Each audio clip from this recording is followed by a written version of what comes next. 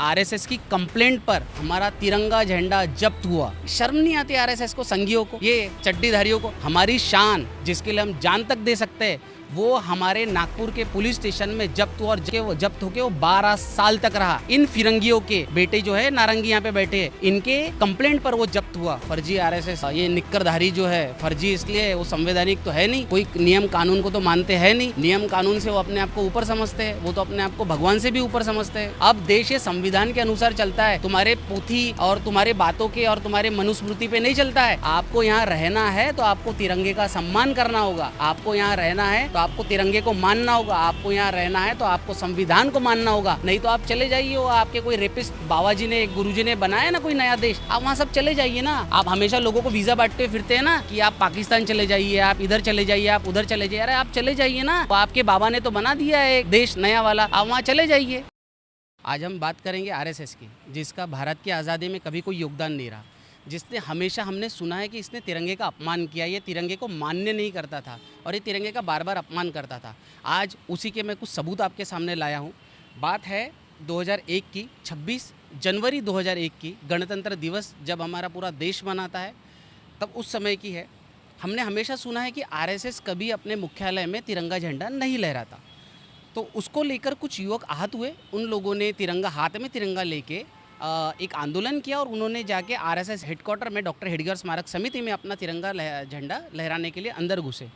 आपको जानकर बहुत आश्चर्य होगा कि उनके हाथ में तिरंगा देखकर आरएसएस वाले बहुत आहत हो गए। आरएसएस वालों को बहुत बात लग गई, उनको पता नहीं तिरंगे से जो नफरत थी उन्होंने उस समय खुल के दिखाई कि हम तिरंगे को नहीं मानते, और उन्होंने कोतवाली पुलिस स्टेशन नागपुर में एक कंप्लेंट दाखिल की।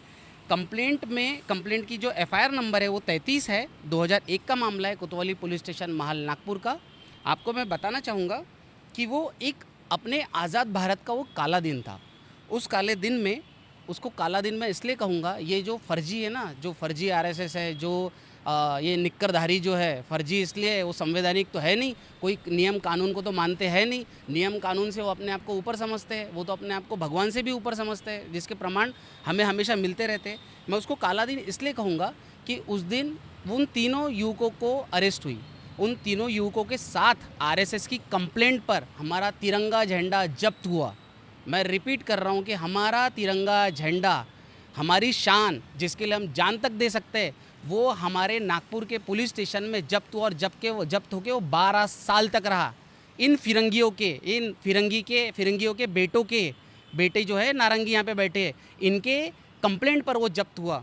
और मैं आपको बताना चाहूँगा कि जब कोर्ट ने ऑर्डर दिया, कोर्ट ने 2013 में इसके ऑर्डर दिया, ये केस 12 साल तक चला।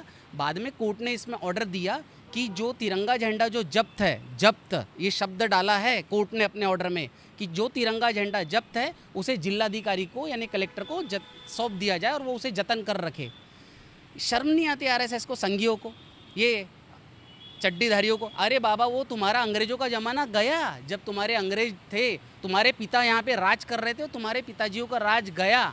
अब देश ये संविधान के अनुसार चलता है, तुम्हारे पोथी और तुम्हारे बातों के और तुम्हारे मनुस्मृति पे नहीं चलता है। आपको यहाँ रहना है तो आपको तिरंगे का सम्मान करना होगा, आपको यहाँ रहना है तो आपको तिरंगे को मानना होगा, आपको यहाँ रहना है तो आपको संविधान को मानना होगा। नहीं तो आप चले जाइए, वो आपके कोई रेपिस्ट बाबा जी ने, गुरु जी ने बनाया ना कोई नया देश, आप वहाँ सब चले जाइए ना। आप हमेशा लोगों को वीज़ा बांटते फिरते हैं ना कि आप पाकिस्तान चले जाइए, आप इधर चले जाइए, आप उधर चले जाइए। अरे आप चले जाइए ना, वो आपके बाबा ने तो बना दिया है एक देश नया वाला, आप वहाँ चले जाइए। मैंने अभी कलेक्टर को इसमें एक निवेदन दिया है कि वो तिरंगा झंडा मुझे सौंप दिया जाए, जो आज भी जब्त है। यानी वो लगभग आज 20 साल हो गए, 26 जनवरी को 20 साल से हमारा तिरंगा झंडा कहीं पे जब्त है। तो मैं ये चीज़ का कलेक्टर को एक आश्वासन देता हूँ कि मैं आपको वो झंडा आप मुझे दीजिए, मैं उसे जतन करके रखूँगा, सम्मानपूर्वक रखूँगा।